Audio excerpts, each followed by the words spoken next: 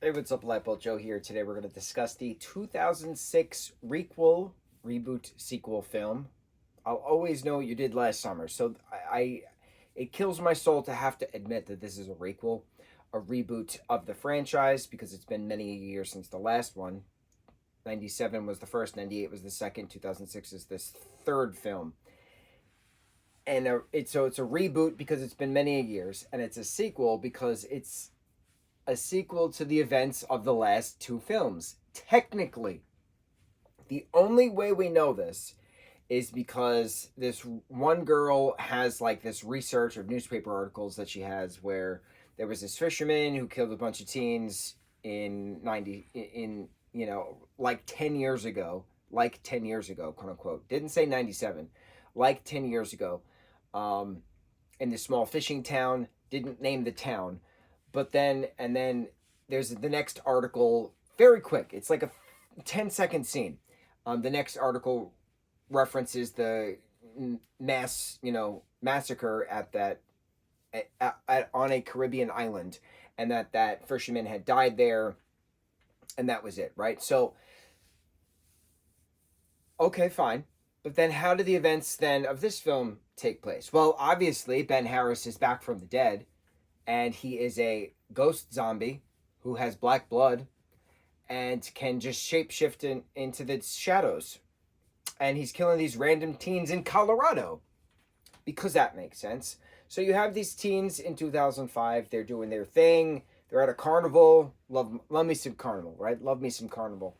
And so they put together a prank for the fair, for the carnival, where one of the friends dresses up as a fisherman, has the fisherman hook, and like would chase people and scratch them or whatever. And so like just to scare people because it's their senior prank in a sense, but it's not, and they're dumb. So one of the friends is a skater, so he's skating and he skates down this like archway thing of like this parking lot structure, I think, or a stadium structure, whatever parking lot they were in. There was like this like concrete thing that went on an angle. So he went down it, and then of course he falls off. But that's the plan. He falls off into a thing of mattresses, right? But the mattresses were removed, and he fell onto this tractor thing, and he was impaled and then died. And he was the sheriff's son. So then a year later, friends thinking, one friend doesn't like them anymore, and who didn't go to school here and who didn't go to LA. And it's the same concept as the first film. Who didn't go to New York, who didn't go to LA. It's mirroring. And so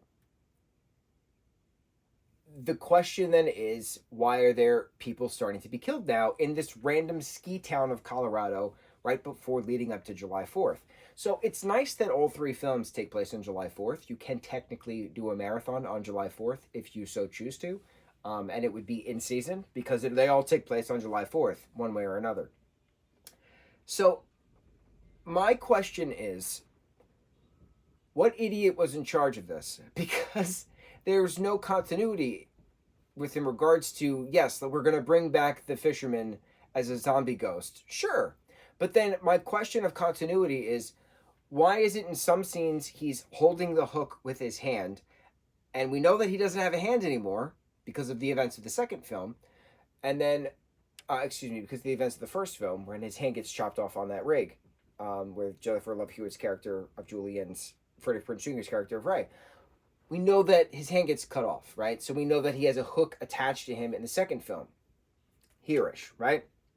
Why is it in certain scenes he is physically holding a hook with a black glove, and then in other scenes it's made to look like the sleeve is right up to it, that it is a part of his arm because of it severed.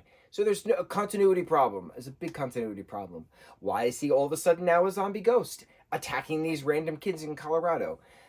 Something is mentioned in the beginning of this film that the hook they're using in the prank, that kid happened to buy on eBay, and it's rumored that it was the actual hook used in the murders that happened like 10 years ago. And my question then is, okay, so is it Ben's spirit is now attached to the hook, and wherever the hook goes, Ben goes in a zombie ghost form, and therefore that's why the killings start? My problem with this is that it's an hour and a half long, totally fine, as all movies should be. The benefit of this film, the only thing I enjoyed about this film was the aesthetic. Oh, that mid-2000s aesthetic that 05, 06 aesthetic, 07 aesthetic. That was my high school years. It was, if these kids looked like I went to school with them, because I did go to school with them. That was the look, that was the music, that was the tech we had, that was the polos we all wore and the jeans we wore. It was my high school years. That was my high school years. It was the only thing on a nostalgic front that I enjoyed about this film. The audio mixing was just god awful. The scene transitions were abysmal, and it just felt like a horrible student project.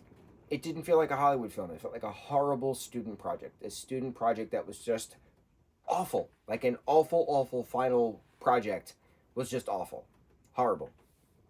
My problem with this is I should not have had to think of an explanation why Ben Harris's ghost slash zombie is now in Colorado when the last time we see him was in the Bahamas, when the first time we see him was in South Carolina.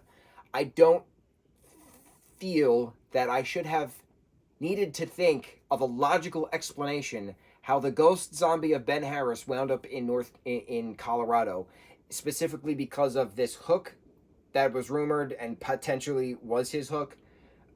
Because the kids shared a legend of him, and that's probably why, because they were mocking him and using him as the scapegoat to the prank. All of these things could have been, yes, the energy needed for the ghost zombie to appear in Colorado, but it was never explained. It was never explained. This is purely inference. I'm just assuming that's why this ghost zombie of Ben Harris, who died in the Bahamas, wound up in Colorado killing all these kids. It's lazy, and I'm tired of incompetent people being in charge. I'm tired. I'm tired. I'm tired. I'm tired. Did I mention that I'm tired? Because I'm tired. I will always know what you did last summer. Horrible, stupid sequel of a film. On to the next review. Mahalo.